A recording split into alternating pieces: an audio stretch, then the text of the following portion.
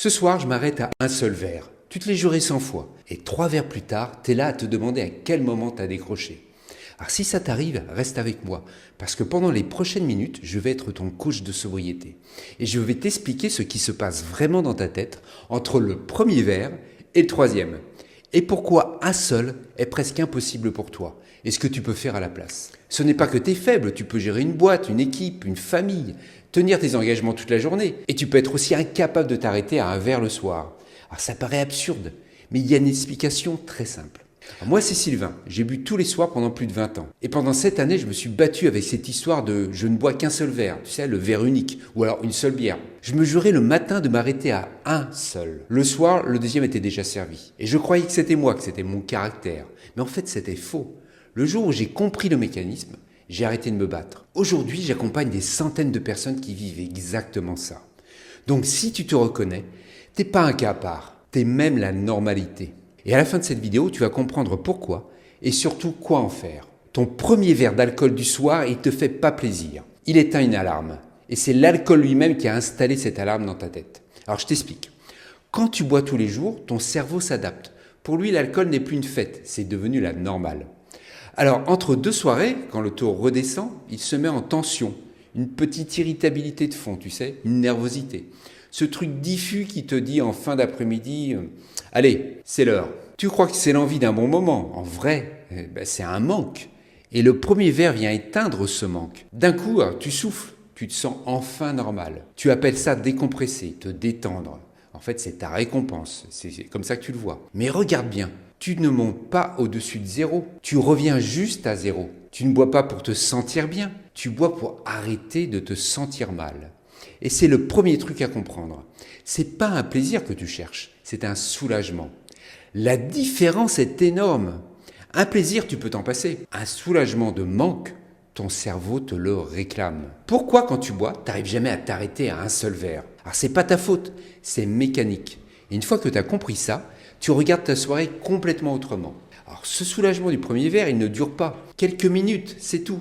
Ton cerveau veut son équilibre. Dès que l'alcool est absorbé, il réajuste. Il remet une couche de tension pour compenser. Et l'alarme, elle revient quoi. Sauf qu'elle revient un cran plus haut. Donc tu reprends un verre pour la faire taire. T'as un soulagement. Et le soulagement, il est encore plus court. Puis le troisième, c'est une spirale. Et elle est chimique, elle n'est pas morale. Moi, à la fin, je le savais tellement que je m'étais fait une règle dans la tête. Une bière toute seule, ça servait à rien. Une, c'était comme rien. Il m'en fallait 3 au minimum pour sentir quelque chose. M'arrêter à une, c'était même pire que de pas commencer. Je restais sur ma faim. Tu vois la folie un peu du raisonnement? Un seul verre n'avait aucun sens pour moi. Mon cerveau ne comptait plus en plaisir, il comptait en dose. Donc quand tu te dis « je m'arrête à un » et que tu n'y arrives pas, t'es pas en train d'échouer à un test de volonté.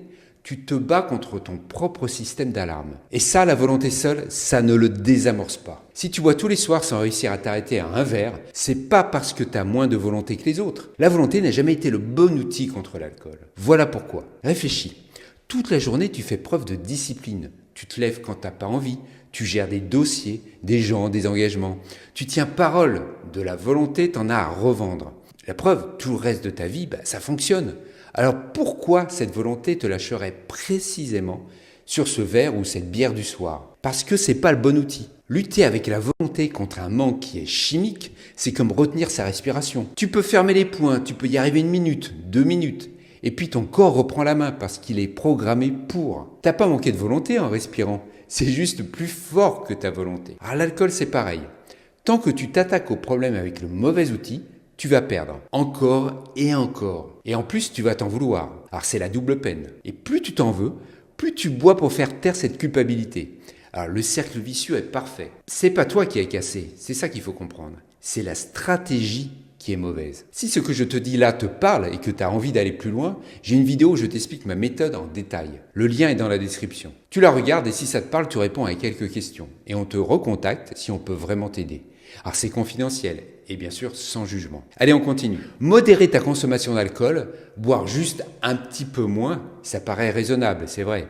C'est en fait le piège le plus épuisant qui existe. Alors je vais te montrer pourquoi arrêter est plus simple que modérer. Modérer, ça veut dire négocier avec ton cerveau chaque jour ou chaque soir, ça dépend de ton type de consommation. Combien je vais boire ce soir? Est-ce que j'ai le droit? J'ai eu une dure journée, donc allez, j'en prends un. Tu prends un truc qui était devenu automatique et tu le transformes en décision à prendre 365 fois par an. Et chacune de ces négociations, tu peux la perdre.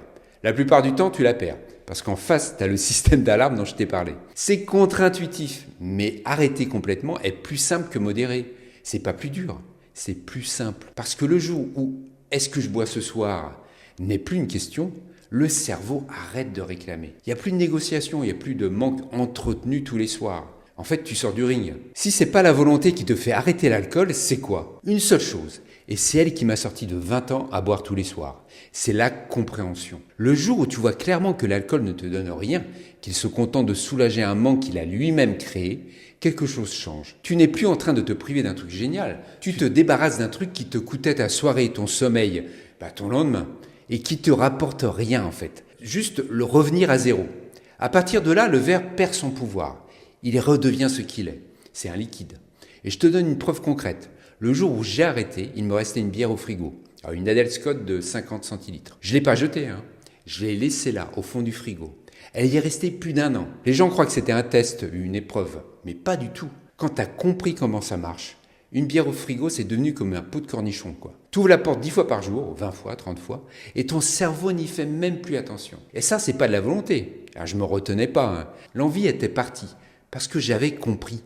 Et ce que tu as compris, tu peux pas le décomprendre. Il faut que tu saches un truc pour pas désespérer en route. Cette alarme qui te réclame un verre, elle finit par disparaître quand tu arrêtes de l'alimenter. Les chercheurs de Stanford l'ont montré. Même longtemps après ton dernier verre, ton cerveau continue de se réparer. Et ça pendant des années.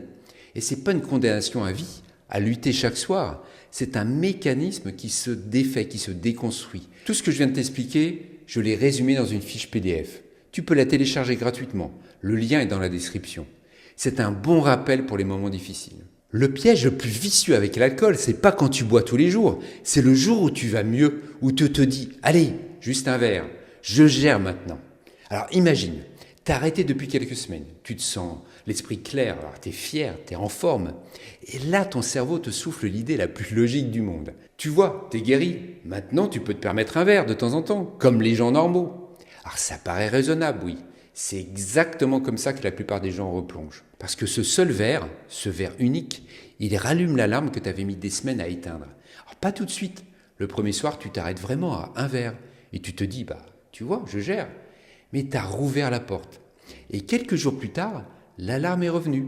Et avec elle, le deuxième verre et le troisième. Et tu te retrouves au point de départ, à te demander comment tu as glissé aussi vite. Les études montrent que 70% des gens replongent dans les 6 mois. Et une énorme partie, c'est justement ce coup-là, c'est-à-dire le verre pour fêter, le verre pour j'ai droit maintenant. Pas une faiblesse, parce que personne ne leur a expliqué qu'avec ce mécanisme-là, le verre unique, ça n'existe pas pour eux, ni avant, ni après. Et c'est exactement pour ça que je fais ce métier. Comprendre tout ça en regardant une vidéo, c'est nécessaire, oui. Mais entre le comprendre un jour de semaine où tu es tranquille et le garder en tête le vendredi soir quand tu es crevé et quand là autour de toi tout le monde est en train de trinquer et qu'on t'en propose, il y a un monde.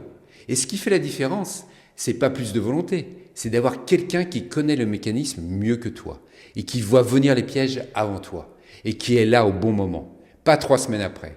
Je vais te dire un dernier truc et tu fais ce que tu veux de cette info. Essaie de voir cet arrêt comme un investissement sur le reste de ta vie.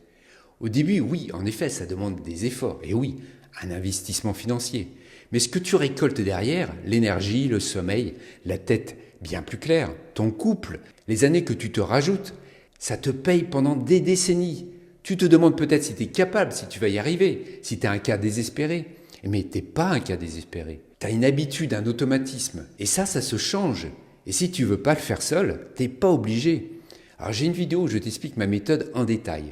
Le lien est dans la description. Tu la regardes et si ça te parle, tu réponds à quelques questions.